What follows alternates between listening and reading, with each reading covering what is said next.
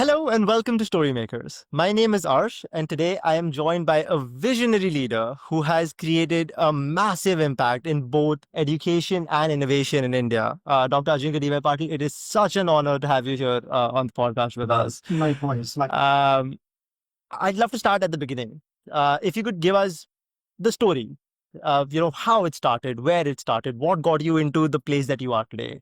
We understand you have a bit of a family background in the educational sector as well. So if you could give us that brief starting point. So would you like me to start with the campus, or would you like me to start as how I was as a child? As a child would be a good starting point, yes. So then I'll have to go back because I'm a little older than you. So 3 more years on my head. So I don't know. I had this intense desire since the age of, say, 11, 12, to do something good for humanity. So that was something which was ingrained in me. I didn't know what, because I looked at poverty, I looked at a lot of sadness around, and these things affected me emotionally greatly. And I always thought that you can make a difference to growth, and you should make a difference to growth. You see inspiring leaders, and then you want to follow in their tracks. My father, by himself, was pretty inspiring. But overall, I had this great inspiration to change humanity for the good. And this started at a very young age, and I didn't understand why. So perhaps it's something which is ingrained. And I still remember when I was in the 10th grade, we used to live opposite the sea. And I used to stare at the sea in the night with the moonlight reflecting. And I used to imagine that I'll create some change, I'll do some good. And it was almost like a spiritual sort of a calling. So where it came from, I don't know. But I didn't know what I wanted to do. I always wanted to be a scientist. Because I was very good at tech when tech didn't exist. Grown up in the digital age, but we grew up in the analog age. And I wanted to be a scientist, so I tried my best. I would give ideas to my parents and talk to them. And they used to think, what is this guy? Because they didn't understand what satellites were. And it was not very easily discussed when we had to make lightning calls for people who don't have telephone systems. And I was talking about things like the internet connections, modems.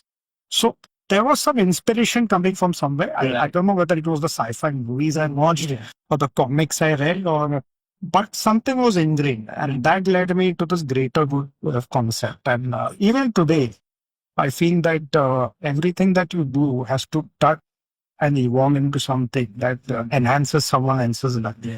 So wealth creation is excellent. I'm not against wealth creation at all. One must have wealth, because with wealth only you can do so many things. Of course, without wealth also there are people doing so many things.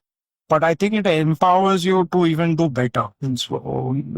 So I think it was something like a childhood thing. It's inspiring because you hear, adults talking about being visionaries, right? To change the world for the better. You don't hear a 10-year-old thinking about it, which is, I think, a very key differentiator between, people who make the difference and people who just think about making the difference. But I think that's a great answer. So you told me as a child, you always have a vision and a dream of sort of helping the world and changing for the better, right? This requires a certain amount of ethics, a certain amount of discipline at a very, very young age. What are some of the sort of lifelong learning sort of things that you would recommend now to the younger league? So I think perhaps it's also a consequence of your surrounding. I think your parents play a very important role in how you shape up and the values they instill in you. And we were brought up in a very strict upbringing. Strict in a sense, it was not regimental, but in a certain way to respect elders, have those core values, to respect each other as humans, and always work towards a better, greater good, like financial value. So I think that's what everything started with. And my father's been a great inspiration, because he wanted to get into private education since the 70s. However, he was active in politics, and one day suddenly he gave up politics and he said, I want to start educational institutions. And this was again through some inspiration from some spiritual dreams he got. He believes in a saint called Gajanan Maharaj, and he was the one who came in his dreams and guided him. So, however strange it may sound, but through a dream he got this inspiration to start educational institutions. And he struggled because private education didn't exist in the state. private education only existed in Karnataka, where TNA Pai started the Paella institutions. And my father was inspired by Dr. Pai. So he used to visit MC and he wanted to emulate him in many ways. So he always, in fact, we have Dr. Pai's pictures in the of our campuses even today. So that's how he struggled. So I think with his resilience, consistency, he started his first institution. Yeah. So a lot of struggle, a lot of hard work, and I saw that. Physically, I saw that. Mentally, I understood what he meant, and those trials, tribulations. So that sort of also set my path onto that. But I always, like I said, I wanted to be a scientist. Yeah, I never wanted to go into education. But that inspired that here is this human trying to do something good for humanity. I didn't understand why he was doing it, but because I was too young to understand the depth of his plan. So that's really how it's. Also, and actually, that is that you've on a daily basis, right? You have thousands of students that are there, each one of the individual campuses. You have thousands of staff. There's such a big organization that is running, and obviously that does require a certain amount of leadership and vision, and as you said. But I think, like you said, continuous learning. I think that plays a pivotal role. Would you agree? So I think if you translate the Sanskrit word shiksha, shiksha means learning at every moment. And it's very well encapsulated in the word itself. So it is a process of continuous learning. The day you feel that you know it all, I think you've developed an ego and probably want process any more data, and that's where you stop really excelling. So it is a process of continuous learning. And I wouldn't say necessarily leadership skills. We always talk about leadership skills, because if everyone becomes a leader, who'll become a worker? So that's another debate I have when I have these programs, because there are always programs on leadership, how to lead, but how to actually run an organization, because it's really the workers who are leading. It's not the leaders. If you didn't have good workers, what would the good leaders do? So I call myself also a worker. I even call myself a leader. And I have an empathetic team that understands what we want to do. It's a shared vision. It's a shared goal. And the constant pursuit of improvement, like circulating back to your question about constant learning. Because times are evolving. Things are changing. Students are very different today compared to what they were about 5 years ago, 10 years ago. So it's a continuous process of learning and evolving, and you have to take inputs from everyone. So whether it's for a stakeholder who's your student who met in kindergarten, what his experiences in a classroom, or it's your PhD student in your classroom, so what their experience. So it's a full gamut of experiences that you come across. And there's a lot of learning just by listening to people, and especially when you listen. So I'm a good listener. So usually when there's a problem, I always say that I'm the solution. And because people have problems, people have an ability to criticize, be negative, be pessimistic. But I like to build a team which is positive, which is inclusive, where people's views are respected, people's opinions are respected. It's not about the right solution or the wrong solution. It's the intention to try to do something good. And if they fail doing that, there's always another opportunity to be better. So that's how my team really. That's a wonderful approach. I think taking a proactive approach before self-complaining is something that I think the younger generation needs to look into. In fact, that's a good segue into my next question, which is a lot of these younger leaders, entrepreneurs, and people who are trying to make a difference in the industry, they, as we know, there is now a lack of attention span. Right. I think they give up too early because they feel like they're not creating enough of an impact. Right. Whereas on the other end of the spectrum, there is somebody like you who, on a daily basis or an hourly basis creates a huge impact on the nation, on the nation's economy, and the students or staff or whatever it may be. What advice would you give maybe a younger student or a younger person who's looking to get into this now and maintain that discipline? So I think children today are very intelligent. So an institute can play only a certain role in how they shape up a child's future. But I think learning starts at home. So my message would be more to the parents and of course to the children, to the students, because I feel they're matured now faster than they were maturing maybe 10 years ago. So they understand. but there also needs to be a lot of empathy in how the generation gap has evolved. Because many of the old generation don't necessarily understand how this generation looks. It's a fast generation. It's a connected generation. They want action immediately. And patience is something that was taught to us. And patience is in short sense today. Because everyone, it's an instant generation. And you can't blame them because things are happening at a rapid pace. Even in business, if I were to do business in a traditional manner, it may perhaps not work because of the way tech is shaping up, because of the way the youngsters are thinking. So I wouldn't say there's a right or wrong way again, and maybe I contradict myself sometimes, but a system that works is the system that should be allowed to evolve. Right. Whether you agree or disagree with it is a different thing. And my, advice to youngsters would be patient, definitely. You have to be patient and keep trying. Yeah. So there's no one fixed formula for success. So you could try A, you could try B, you could try C, and today you have an opportunity. Yeah. Earlier you had very limited areas of fields where you could do something.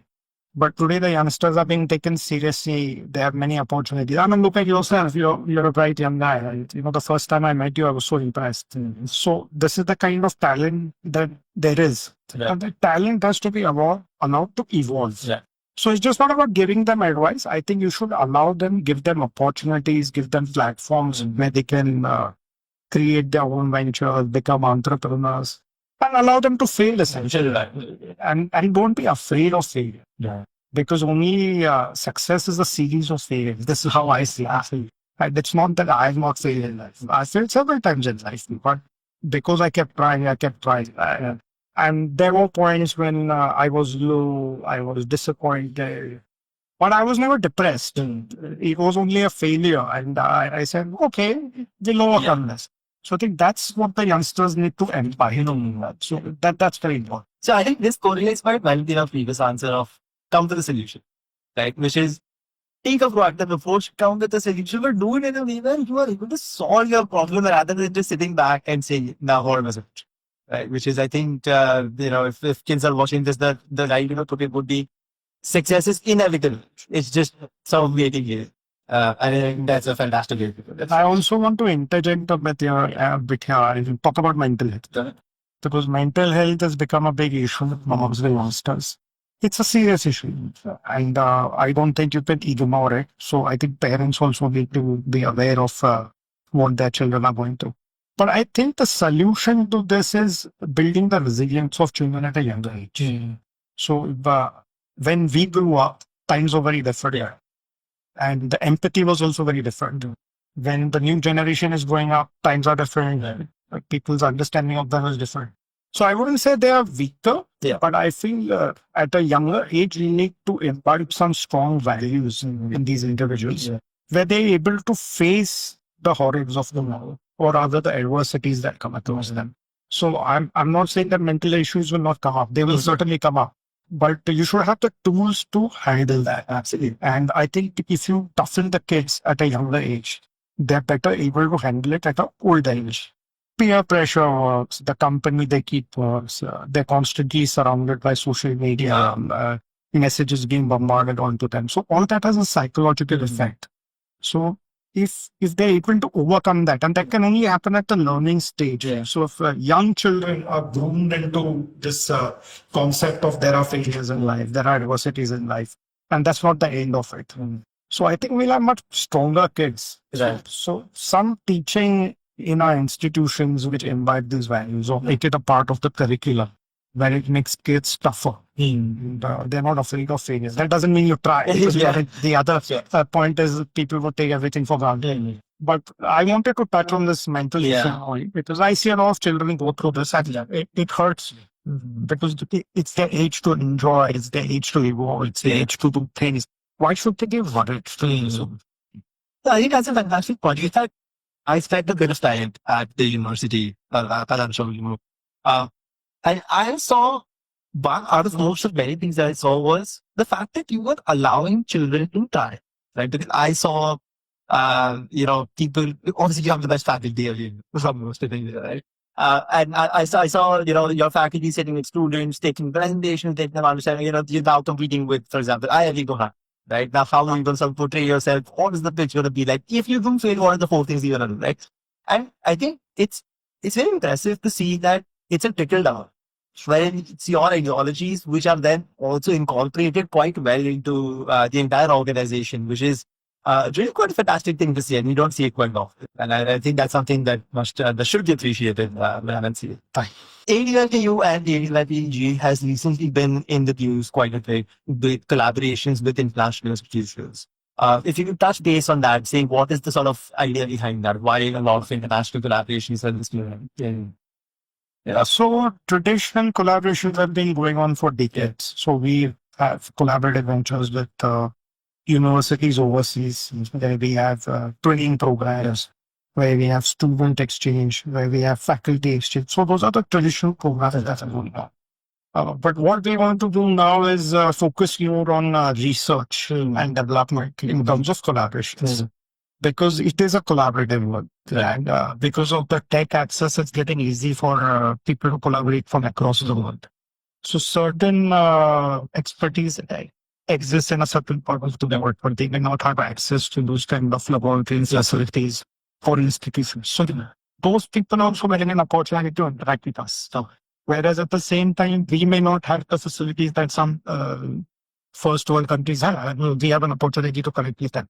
I think those collaborations are taking place. Yeah. We are focusing more on tech, quantum communication. We are also working in the defense sector, so aerospace sector, the automobile sector. So you name it, everything. So all the new cutting edge tech that is coming, artificial intelligence. And so I think strategic collaborations is very important in today's connected world, because it gives a global perspective to the students, to the organization, and also gives our staff an ability to connect and interact with peers across the world. Yeah. So there's a lot of collaborations happening. Even locally, we do a lot of collaborations. We have collaborations with IIT Guwahati for testing out facilities. So besides the local collaborations, we also have international collaborations. So it's a mix of collaborations. And I think eventually it will all be a connected sort of a system. It will not be one university offering everything. Yeah. You need sit for 1 year here. Second year, you see the IIT somewhere. Third year, you would be maybe in MIT in the US. And fourth year, you could come out with a degree from some other, maybe online, the AR or VR platform. Yeah. It's wonderful. So I think that's a great way to put it. The way I look at it is that the group is massive.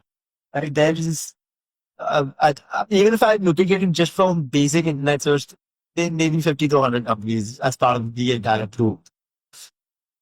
A lot of times, a lot of people struggle with just keeping up with their own days, which is a lot less stressful than your own. Right? What would your sort of advice be? How do you manage it? How do you distribute? I'm happy to use the word stress. So stress is something which I can't deny. There is certainly a lot of stress when I'm handling this, but I think it's a high octane job which gives me great pleasure. And I remember my father's words that it's something that you love doing, then you're not working. So I love what I'm doing. So I'm not essentially working. That said, I take a lot of pressure because life is short. You have only 80, 90 years to live, and you need to do so much. So, but what we do is essentially we ideate. So we ideate at the group level. We plan everything right to the minute detail. Things are put in play in terms of construction, building design, flow. Then the teams are selected. So we have robust systems to manage our teams. And once the team is put in place, we take a lot of time putting the team in place. So, for example, if a vice chancellor have to be put in a system, he will go through a number of rounds of interviews. Of course, there are processes by the government as well. So we have to follow those processes. Ajeenkya sir, over the past 20, 25 minutes, you've given us a very in-depth and I think a very unique insight into how an educator like you or an innovator like you, or visionary like you, spends their days or, thinks about the growth of the world, of the country. For this last phase, this last bit of this interview, I wanted to give you the opportunity to sort of portray your ideologies as a thought leader, right? As an industry leader, as an industry expert in this field that you've been in for decades. at our level, it's easy to ask questions, but it may not be the right questions. And I think it's important for us as just listeners and the community to learn from people like you, just your thoughts and your vision. So if you would like to take it forward, give us a good closure on this. So I think I've been in the education space for a long time. Yeah. Also the healthcare space for quite some time. And I feel with technology now, education is getting deeper. Yeah. Because my father always had a dream that education should be available to people in all parts of the country. Yeah. And mainly they were deprived of education because of lack of facilities, Yeah. or because of their lack of ability to fund it. Because they didn't have the resources. Right. So I think with technology, education can now reach door to door. And I literally call it the democratization of education, because it will be available in clientage, which will be available free. Yeah. And perhaps with a greater quality and value than even traditional educational institutions. So eventually, I see a very utopian world where people will learn at their own pace what they like. Yeah. And degrees would not really be important.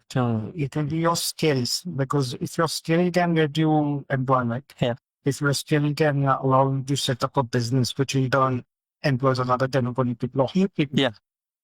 I think that's how the world will evolve. So it's a very exciting and interesting time. It might be contrary to the developments that we are doing, but eventually this will happen. Yeah. The future is based on tech. And I feel it should be what should be the case for the future, because every child should have an education, every child should have a knowledge, every child should have access to those resources. And we have a great future. I see a great future with AI and all the technological revolution. Wonderful. And I used to dream about this. I used to talk about being a scientist and rewind back. And I think somewhere that dream is coming through, not through me, but through how tech is evolving, to how my students who are graduating and going out in the real world and making research. I didn't become a scientist. We created a few. Yeah.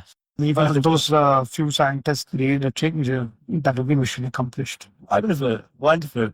Great. Ladies and gentlemen, this was Dr. Ajeenkya D Y Patil. My name is Arsh. Thank you so much for watching Storymakers. We'll see you next time.